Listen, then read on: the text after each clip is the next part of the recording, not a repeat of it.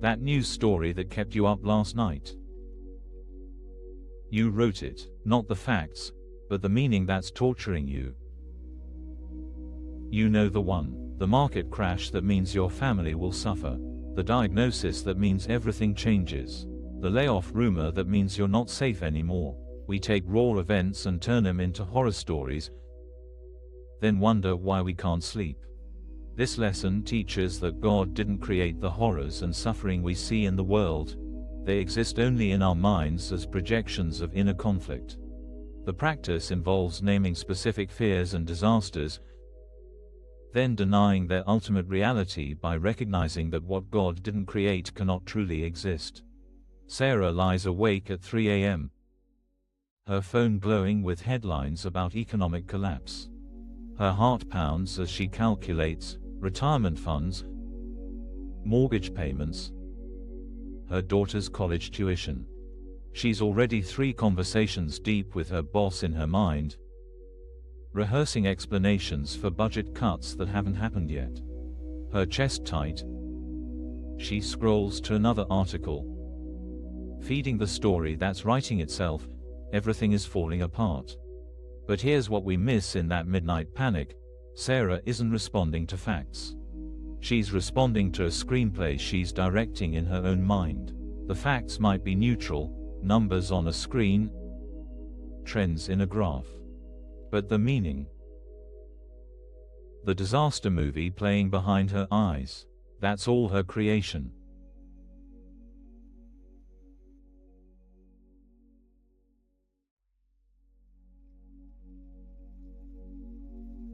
Your mind is like a movie projector casting images onto a blank screen. You've been so absorbed in the horror film playing that you forgot you loaded the reel. The screen itself, reality, remains unmarked by any image you project onto it. We do this constantly. A friend doesn't text back immediately, and suddenly we're writing a story about how they're angry, how the friendship is ending, how we always push people away. Our child struggles in school, and we fast forward 20 years to see them unhappy and unsuccessful. The cough becomes cancer. The silence becomes rejection. The delay becomes disaster, and we're so convinced by our own productions that we react as if they're documentaries, not fiction. Our bodies respond with the same stress hormones whether we're facing an actual threat or just screening our mental horror film at 3 a.m. The projection feels so real we forget we're the ones running the projector. Sarah refreshes her banking app for the 5th time. The number hasn't changed. But each time she looks, she adds another scene to her mental movie. Now she's selling the house. Now she's explaining to her daughter why college isn't possible.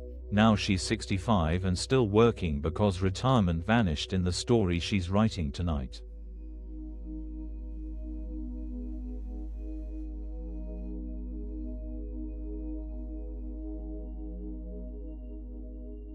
Here's where it gets uncomfortable. What if the disasters terrorizing you exist nowhere except in the story your mind is telling about tomorrow? Not the events themselves, those might be facts, but the horror movie meaning you've wrapped around them. That's your creation entirely. Think about the last time you were certain something terrible was about to happen. You could see it all, every awful detail, every painful conversation, every way it would destroy what mattered to you. Your body believed it so completely that you might have even gotten sick from the stress.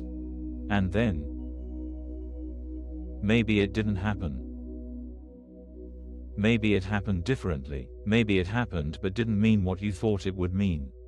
But in that space between the fact and your story about the fact, that's where all your suffering lies. The market might drop, that's a fact. But my family will suffer and I'm a failure who can't protect them. That's a scene you wrote, directed, and starred in. Sarah notices something odd. The panic is worse when she's creating future scenarios than when she's looking at the actual numbers. The present moment, even with its uncertainty, is bearable. It's the mental time travel that's killing her. She's not afraid of what is. She's afraid of the movie she's making about what might be.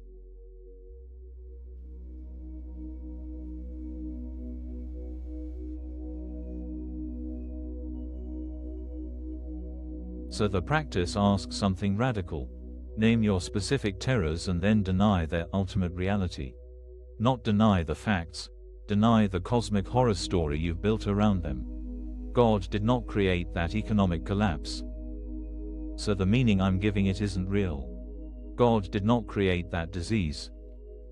So the story I'm telling about it isn't truth.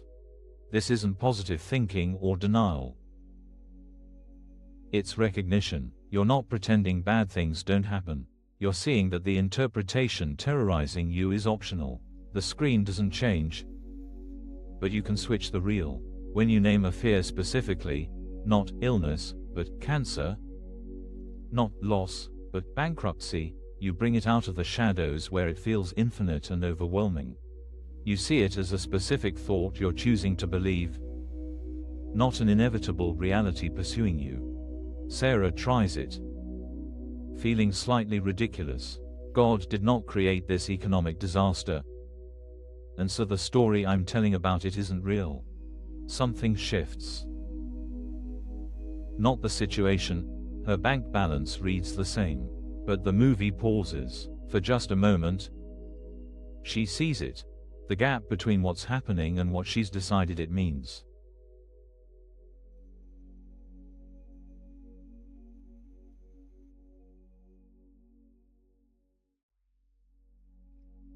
When you stop feeding your fears with the story that they're real and permanent, they lose their grip on you. You discover that the things that terrorize you exist only as thoughts you're choosing to believe. This doesn't mean you stop taking practical action. Sarah still reviews her finances, still makes plans, but she does it from a different place, responding to what is, not to the horror movie playing in her mind. She can look at numbers without writing a tragedy around them. She can face uncertainty without scripting catastrophe. The projector is still there. You'll still catch yourself loading new disaster reels. That's what minds do. But now you know something crucial. You're not watching reality. You're watching your own production. And the moment you recognize that, the movie loses its power to convince you it's the truth. The screen of reality remains unmarked by any story you project onto it. What remains when the projection stops? Usually, just this moment. Just what's actually here. And surprisingly, what's actually here is almost always more manageable than the movie you were watching. Tomorrow, Sarah will wake up and the world will be what it is. Markets will move. Bodies will age. Relationships will change. But tonight, she's learned something that changes everything. She doesn't have to believe every story her mind writes. She doesn't have to live in the horror film. She can turn off the projector and face what's real, which is almost never as terrible as the movie. The practice isn't asking you to pretend everything's fine. It's showing you that your worst fears live in your interpretations, not in reality itself. And those interpretations, they're just thoughts. Powerful when you believe them, powerless when you don't. The story that's torturing you, you wrote it. Which means you can stop believing it's true. If this felt grounding, you're welcome to like the video and subscribe. No rush. Just a gentle way to stay connected as we continue.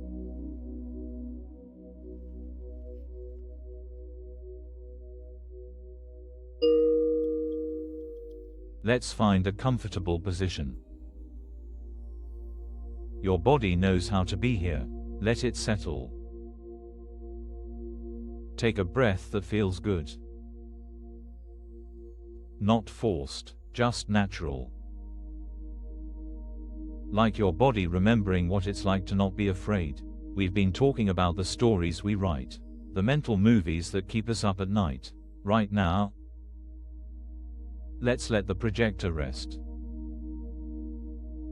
Just for these few minutes. Notice your breathing. Notice how it continues without your management, without your story about whether you're doing it right. If a worry arises, and it probably will, just notice it. Like seeing someone load a reel into a projector. You don't have to watch the movie. You can just notice. Oh, there's that story again. Feel your body in this chair, on this cushion, wherever you are. The actual sensations. Not what they mean. Just what they are. Pressure. Warmth. The feeling of being held. Your mind might want to start writing stories even now, about whether you're meditating correctly, about what you should be feeling. Just notice that too. Another reel trying to load. But here, right now, there's just this breath. This moment, no future to script. No past to rewrite. Just this. The screen of your awareness stays clear. Thoughts come and go like passing clouds, but the sky remains unmarked. Rest here. Nothing to fix, nothing to figure out. Nothing to fear in this exact moment. Your body knows how to be peaceful when you stop telling it stories about danger. Let it remember. When you're ready, no rush, let your eyes gently open if they were closed. Notice how the room looks when you're not projecting tomorrow's disasters onto it. This clarity is always available. Whenever you notice you're lost in the movie, you can return here. To what's real. To what's actually present. Thank you for resting with me in what's true. Thank you for practicing with us today. If you'd like, there's a free digital copy of A Course in Miracles available through the link in the description. You're also welcome to leave a simple comment such as, "I am grateful. Thank you for being here. For having the courage to look at the stories that run our lives." As you move through your day, remember, you don't have to believe every movie your mind wants to show you. Be gentle with yourself as you practice seeing the difference between what's happening and what you're telling yourself it means. Until next time, rest well in what's real.